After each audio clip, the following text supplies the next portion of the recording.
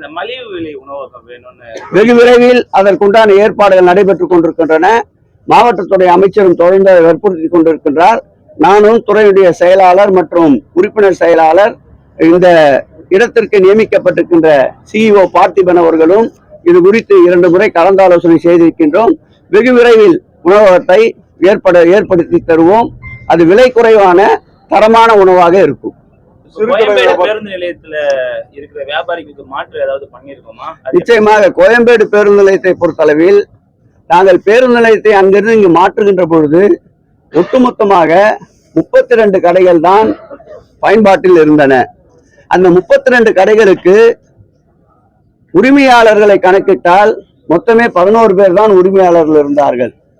அவர்களுக்கு மாற்று இடங்களை இங்கே கடைகளை சலுகை விலையில் அளிக்க வேண்டும் என்று துறையினுடைய செயலாளரும் உறுப்பினரும் அவர்களுக்கு தொடர்ந்து வற்புறுத்தி கொண்டிருப்பதால் அவர்களும் இந்த கிளாம்பாக்கம் பேருந்து நிலையத்தை மெயின்டெனன்ஸ் நிறுவனமும் இணைந்து அவர்களுக்கு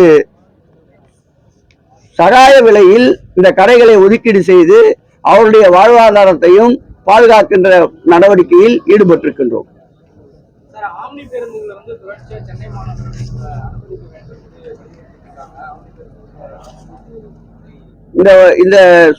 இந்த பொருள் குறித்து நீதிமன்றத்தில் வழக்கு நிலுவையில் இருக்கின்றது. புதன்கிழமை நீதிமன்றத்தில் இந்த வழக்கு வருகின்றது. நீதிமன்ற உத்தரவுக்கேற்ப ஏற்கனவே ஆமினி பேருந்து உரிமையாளர்களை அழைத்து துறையினுடைய எங்கள் செயலாளர், உறுப்பினர் செயலாளர், போக்குவரத்து துறையினுடைய ஆணையாளர், செயலாளர் ஆகியோர்கள் கலந்தாய்வு கூட்டத்தை நடத்தி இருக்கின்றார்கள். கூட்டத்தில் எடுக்கப்பட்ட நடவடிக்கைகளையும் அவர்களுடைய கோரிக்கைகளையும் எங்களுடைய முடிவுகளையும் கனம் நீதிபதி அவர்களிடம் தெரிவிக்க இருக்கின்றோம். நீதிமன்றத்தில் என்ன முடிவு எடுக்கிறார்களோ அதை தொடர்ந்து துறையினுடைய முடிவும் அமையும் என்பதை தெரிவித்துக் கொள்கிறோம். சிறுகடை வியாபாரிகள் கடை வைக்கிறதுக்கு கோரிக்கை எடுத்திருக்காங்க. கடந்த வாரத்தோட அமைச்சர் சிவசேகரன் காலெல்லாம் விழுந்து எங்களுக்கு சிறுகடை வியாபாரிகள் எங்களுக்கு தாம்பரம் பெருங்குளத்தூர்ல இருந்த நாங்கெல்லாம் எங்களுக்கு வாழ்வாதாரம் இல்லாம இருக்கும், ஏதோ ஒரு 300 குடும்பத்துக்கு மேல இருக்கும் அப்படின்னு கோரிக்கை வச்சிருக்காங்க. அந்த 300 கடைகளுக்கு மேலாக எல்லாம் கோயம்பேட்டில் இல்லை. ஒன்றே ஒன்று புரிந்து கொள்ள வேண்டும். கோயம்பேடு பேருந்து நிலையம் 2002ஆம் ஆண்டு திறக்கப்படுகின்ற பொழுது ஏற்பட்ட புகார்கள், அன்றைக்கு நாளிதழில் வந்த செய்திகள், அன்றைக்கு இவ்வளவு ஊடகங்கள் இல்லை என்றாலும் அன்றைக்கு இருந்த ஊடகங்கள் வந்த செய்திகளை நீங்கள் சற்று திரும்பி பார்க்க வேண்டும். கிட்டத்தட்ட 7 ஆண்டுகளுக்கு பிறகுதான் அங்கே ஆமினி பேருந்துகளை இயக்கப்பட்டது. அந்த பேருந்து நிலையம் துவக்கப்படுகின்ற போது பார்த்தால் திட்டமிடல் இல்லாததால் வருகின்றவர்கள் எல்லாம் புகார்கள் சொல்லியே மாய்ந்து போனார்கள். குறிப்பாக கழிப்பிட வசதி இல்லை, குடிநீர் வசதி இல்லை, மருத்துவமனை இல்லை, உணவகங்கள் இல்லை, தேநீர் விடுதி இல்லை, எந்த விதமான அடிப்படை தேவைகளும் இல்லை என்று கிட்டத்தட்ட ஓராண்டுக்கு மேலாக செய்திகளை இதே ஊடகத்துறை தான் பிரசுரித்தன. ஆனால் இந்த ஆட்சியினுடைய திறமை, திராவிட மாடல் ஆட்சியினுடைய செயல்பாடுகள், இந்த பேருந்து நிலையம் திறக்கப்பட்டு 35 நாட்களுக்குள்ளாகவே தேவையான 90% அளவிற்கு மக்களுடைய பயணிகளுடைய அடிப்படை தேவைகளை நிறைவேற்றியிருக்கின்றோம். இன்னும் வருங்காலத்தில் கூடுதலாக போக்குவரத்து ஏற்படும் என்பதை கருத்தில் கொண்டு இங்கே கிளாம்பாக்கத்திலே ஒரு ரயில் நிலையம் அமைப்பதற்கு 20 கோடி ரூபாயை துறை ஒதுக்கி இருக்கின்றது. அதே போல் நடை மேம்பாலம் அமைப்பதற்கு 70 கோடி ரூபாயை துறை ஒதுக்கி இருக்கின்றது.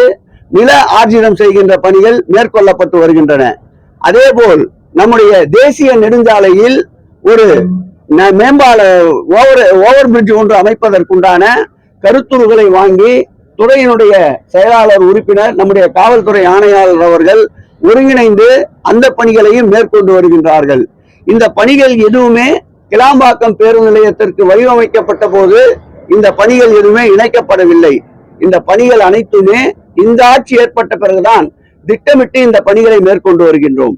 அதே போல் பருவமழை காலங்களில் தேங்குகின்ற நீரை வெளியேற்றுவதற்குண்டான எந்த அமைப்பையும் உருவாக்கவில்லை.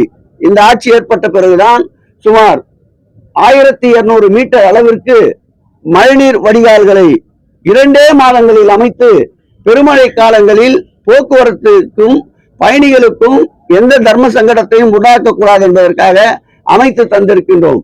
இந்த ஆட்சி ஏற்பட்ட பிறகுதான் காலநிலை பூங்காவிற்கு இங்கே அடிக்கல் நாட்டி இருக்கின்றோம். இந்த ஆட்சி ஏற்பட்ட பிறகுதான் நீரேற்று பூங்காவை உருவாக்கி தந்திருக்கின்றோம்.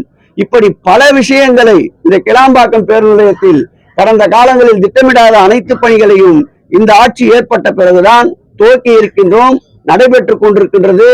இன்னும் பயணிகளுடைய தேவைகள் இருந்தால் அதையும் நிறைவு செய்வதற்குண்டான அனைத்து பணிகளும் மேற்கொள்ளப்பட்டு வருகின்றன. தயவு செய்து கடந்த காலங்களை ஒரு கணம் திரும்பி பாருங்கள். கடந்த காலங்களை போல் இல்லாமல் இந்த காலம் 8 கால் பாய்ச்சலிலே அனைத்து பணிகளும் துரிதமாக நடைபெற்றுக் கொண்டிருக்கின்றன. மாவட்ட அமைச்சரும் எங்கள் சட்டமன்ற உறுப்பினரும் அதிகாரிகளும் தொடர்ந்து இந்த பணிகளுக்குண்டான அனைத்து உதவிகளையும் செய்து கொண்டு வருகின்றார்கள். நான்கை வெகு விரைவில் இங்கே கொண்டு வருவோம். அதற்குண்டான கலந்தாய்வுகளும் நடைபெற்றுக் கொண்டிருக்கின்றன. பல வங்கிகள் விருப்பத்திற்கு மனு தந்திருக்கின்றார்கள். அதை பரிசீலித்து நல்ல வகையில் வாடிக்கையாளர்களுக்கு நல்ல முறையில் யார் பயன்படுகிறார்களோ அவர்களுக்கு இங்கே ஏடிஎம் அமைப்பதற்கு பிஜிஎம் நிறுவனத்தோடு கலந்தாலோசித்து வெகு விரைவில் அதை அறிவிப்போம்.